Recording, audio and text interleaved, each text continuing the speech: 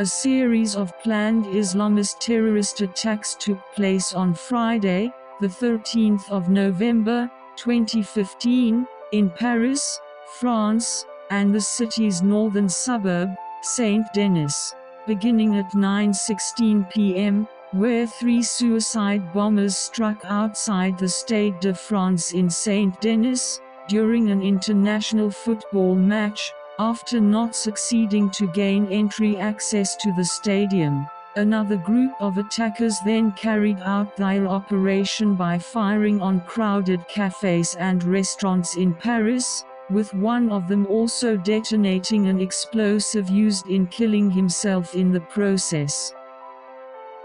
A third group launched a mass shooting and took hostages at the Bataclan theater, where 1,500 people were attending an Eagles of Death metal concert, sparking a standoff with law enforcement. When police raided the venue, the attackers were either shot or activated their suicide vests.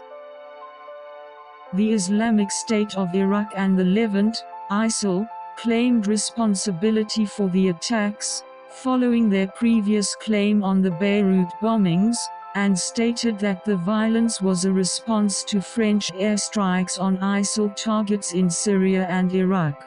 President François Hollande of France called the attacks an act of war by ISIL. The plot was hatched in Syria and orchestrated by a terrorist cell based in Belgium. While 2 of the assailants involved in the Paris attacks were Iraqi nationals, the majority were born in France or Belgium and had fought in Syria. Some had even returned to Europe as part of the wave of migrants and refugees fleeing Syria. In reaction to the attacks, France declared a 3-month state of emergency aimed at combating terrorism. This measure granted authorities the power to ban public protests, conduct warrantless searches, place individuals under house arrest without trial, and shut down websites promoting terrorism. In the course of 2015, France faced a number of smaller-scale attacks, from the February stabbing of 3 soldiers at a Jewish center in Nice, to the June bombing attempt at a Saint-Quentin-Fallavier factory, and the August shooting and stabbing on a passenger train. The Islamic State has acknowledged its role in the attacks, and French President François Hollande vowed to utilize all available means, whether within France or beyond its borders, to defeat the terrorist army on the 15th of November.